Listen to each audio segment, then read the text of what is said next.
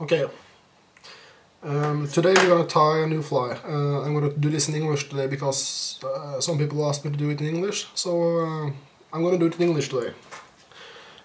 Today we're gonna tie a dry fly. It's a dry fly for trout fishing, grayling. Yeah, a lot of people use this in rivers and on still water, and it imitates about every insect we got out there in the mayfly family. So I'm going to do Adam's parachute. I'm not an expert on parachute flies, so tell me if I'm doing anything wrong, or yeah, tell me if I'm not that good at it, or yeah. I've been tying mayflies for quite a while, but as I said, I'm not the expert, so I'm gonna try my best and try to explain how I do things, and yeah, so on. For this fly, I'm gonna use a hook size 14. I'm using the Tiemco 103BL. That's a barbless hook. I think it's a great hook for dry flies. The hook shank, it is the bend of it's really good because I think it hooked the fish better than other hooks. I tried a lot of hooks like hens, haddock, fulling mill, partridge, yeah, so on. But it's not that easy to find barbless hooks that are good at the bend of the hook, the hook shank. So I'm gonna try my best and explain why I use it and so on. So the reason is that when you hook a fish, it starts jumping around and yeah, doing a chaos for you. And if you want it to stay on, you have to have your fishing line tight all the time. If not, you're holding it tight, it will loosen off, of course. So keep it tight. It's not like a hook with barbs on. This is a barbless hook. All my flies is with barbless, and I always keep my line, the line pressure tight all the time. So I think they hook better than barb hooks actually, if you hold the line tight. So I'm gonna try to show you how I tie this fly and some small tricks I do with the polygon and with the wing material. So yeah, I'm using for the body, I'm using all my dry flies. I'm actually using either quill if I want really thin, small dry flies, or I'm using super fine Wapsi dubbing. This one is extremely good. I had it for like 10 years now, I think. For the tail, I'm either using Coq-de-Leon or I'm using just a hen cape, feathers from a hen cape. But I prefer Coq-de-Leon because the feathers are a bit stiffer, and I think the fly looks better with the Coq-de-Leon than it does with a hen cape. For the wing, I'm using or for the floating, I'm using a rooster cape, gray, today. So it's really important to choose the right size of the hackle. I'm using black tying thread, and of course the material for the wing, just normal polygon. Floats really good. A lot of people use deer hair as well. But I'm not good with deer hair, so I'm not going to go on to that now. I'm going to try to tie some other flies with deer hair later on, but today I'm going to use polygon, so it's pretty good material and yeah, it works fine for me. So it's just a parachute fly, so that's it actually. So yeah, let's get to it. Okay, let's start then. As I said, I'm using a black tying thread. So I'm tying myself back to make the base of the fly. By the way, I just bought my new scissor today. It's a Mark Pettychan scissor, so now I actually got two. One big one and a large one for big feathers and stuff, and to trim deer hair it's really good. And I'm having a smaller one for smaller flies and to trim small stuff. So I'm cutting out the thread. Then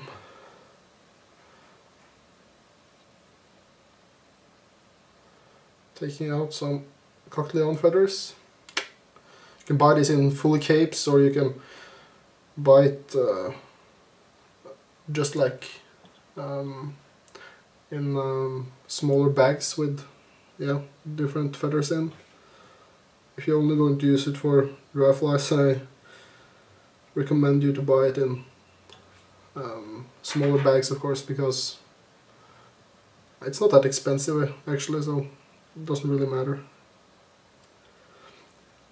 As you see, I'm cutting the feather close to the shank, to the hook shank, not to the shank, but to the eye of the hook, because I want the body as smooth as possible, like correct on all those places. And then I'm putting my thread under the tail, and I'm pushing it up like this, and then I'm taking one turn. And then if you want to, you can split the wing, like doing some 2 or 3 feathers like this, like that, and one time under.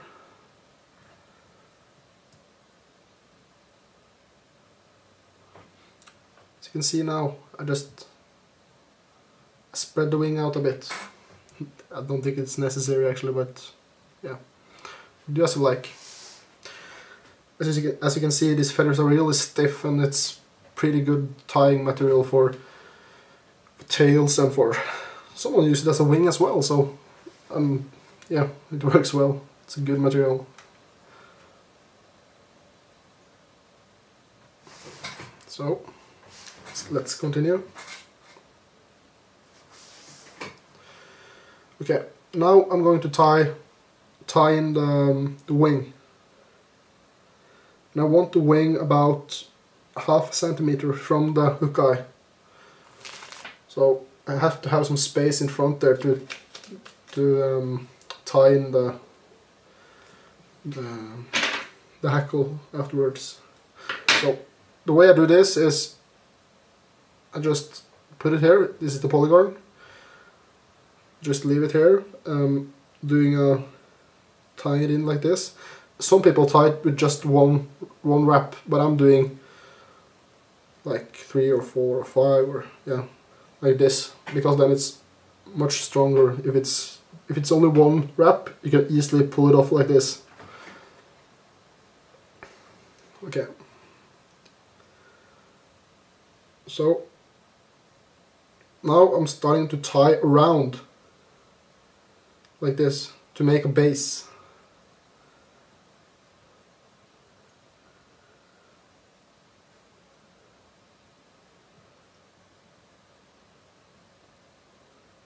And then I'm tying a bit outside to wrap it up like this, and I'm doing like a number 8, tying in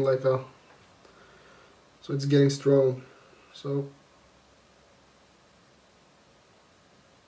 like this. As you can see now, we build a little base here for the wing. So this is not necessarily the thing I'm going to do now, but a lot of people do it, and I like to do it because that makes my base a bit stronger, and I think it's more easy to tie in the hackle afterwards. So I'm using a Fulling Mill super glue. Doesn't matter what type of glue you use, as long as it's a super glue and it's getting hard fast. So I'm just putting a bit on the base here,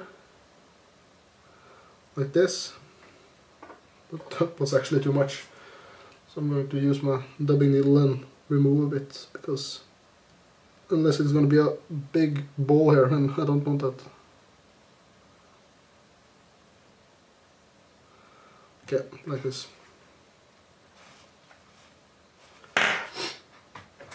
Okay, so let's continue.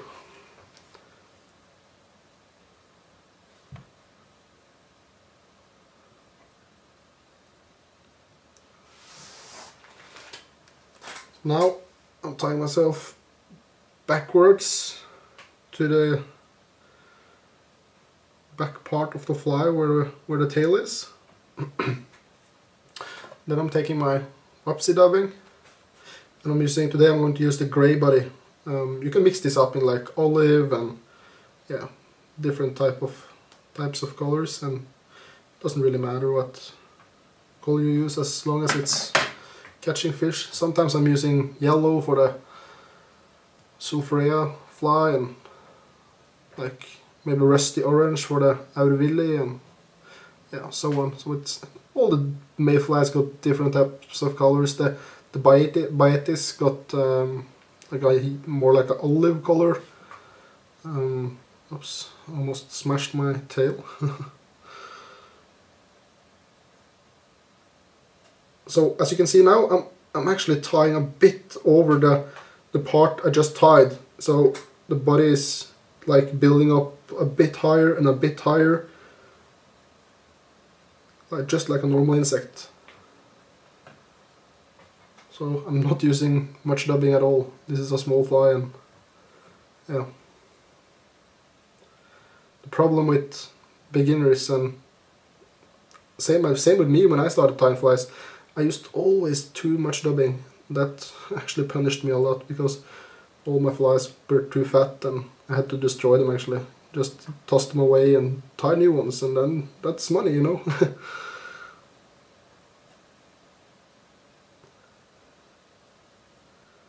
So now you can see I'm closing up on the base here.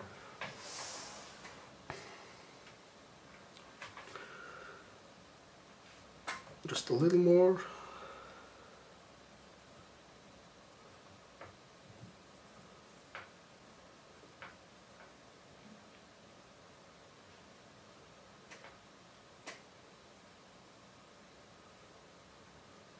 Oops. Always important to have the dubbing tight. That's with all types of fly tying when you're using dubbing. So now I'm wrapping it up a bit.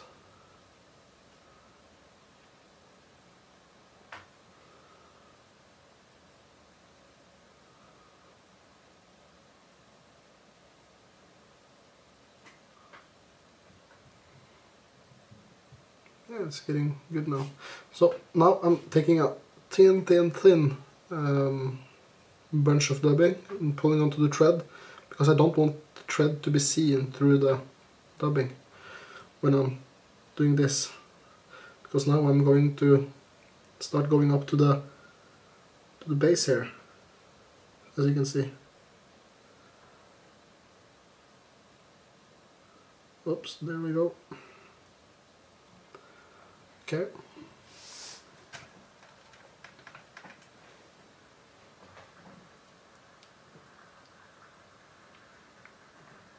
There we go. Now I'm going to tie in the hackle, and I'm using I can show you one. I think I actually used glue on my table to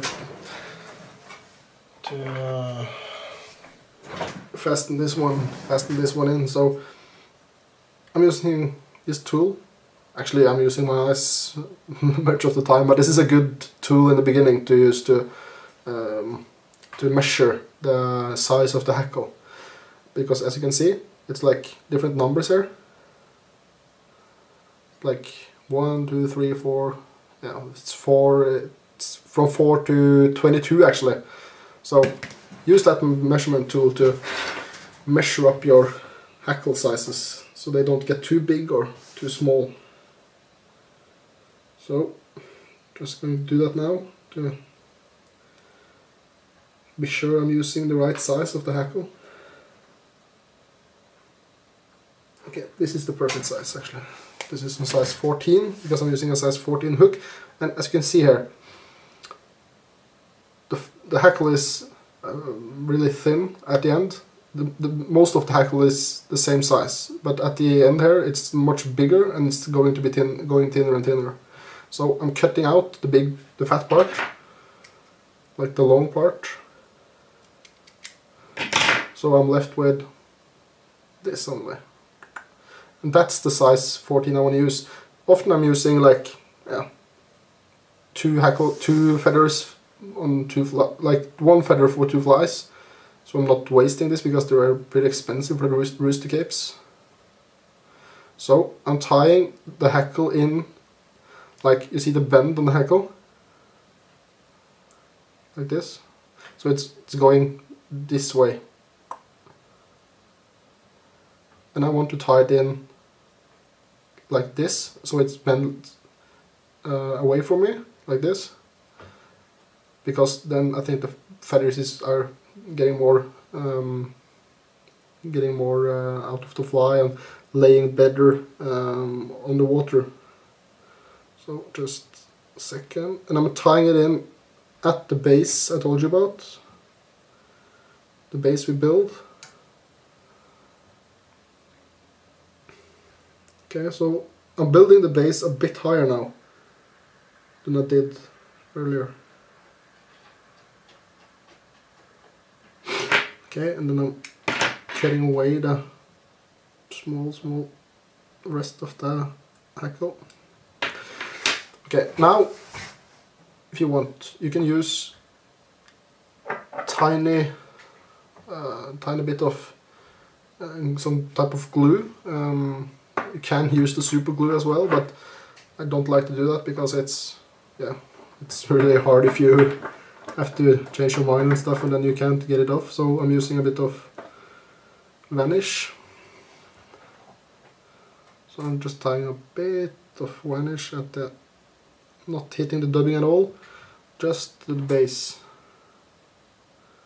It's really important to be careful when you do this, like this, because then I'm tightening in the hackle much more and it's going to be a much more pretty fly later on. So I'm using my hands on this actually. So I'm starting at the top of the base, and then I'm going down.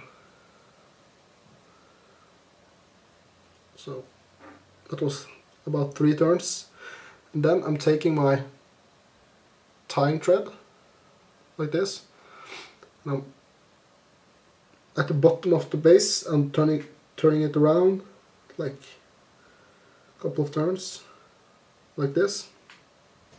Now it's stuck. So I'm cutting it off right to the base like this.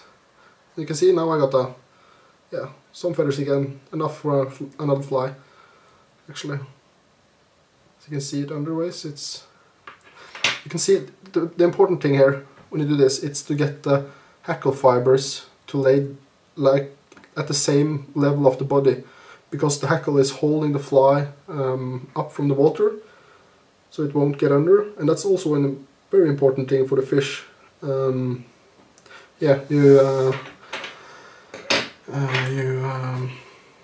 You can have really selective fish and stuff, and then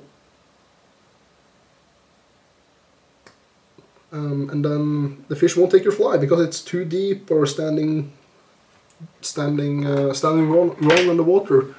So this is really important to do that well. So as you can see, it's pretty good. I was actually pretty happy with this fly.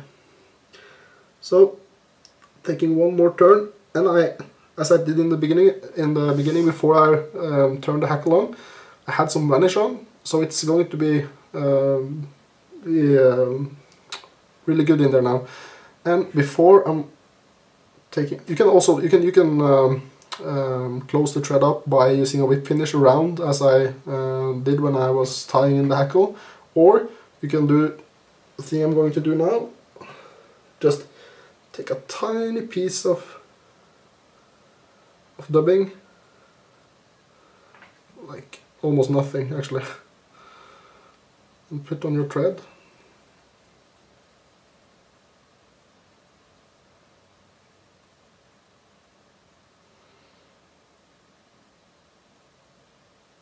just, well, I can use my scissor to drag it down like this,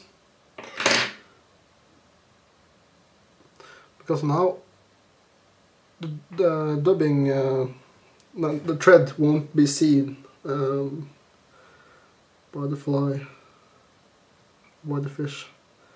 I don't think it has anything to say, but yeah, I'm doing it, so choose yourselves. Okay, so it was a bit harsh with the hackle there, actually.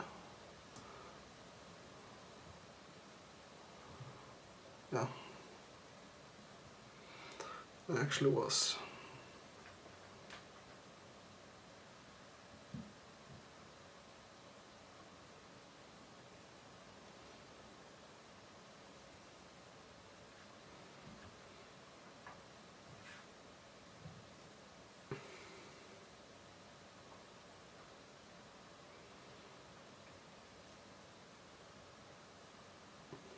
Okay. Still had some dubbing on there, so I tried to remove it. Okay, and then I'm finishing up with some vanish on my thread, like this. Then I'm using my dubbing needle just to close it up. Okay. Oops. Yep, there you go.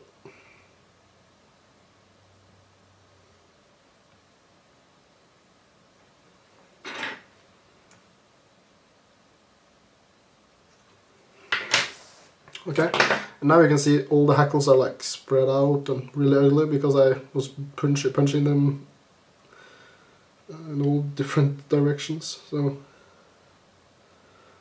yeah, well, I'm just trying to fix them now by pushing a bit on them. This is something you can do while you're fishing as well, because when the fish takes your fly and chewing on it and stuff, they often destroy the flies. And if you have recognized it, that actually the hackle is the first thing that falls off on your fly if you haven't done it correctly. As you can see now, I'm pretty happy.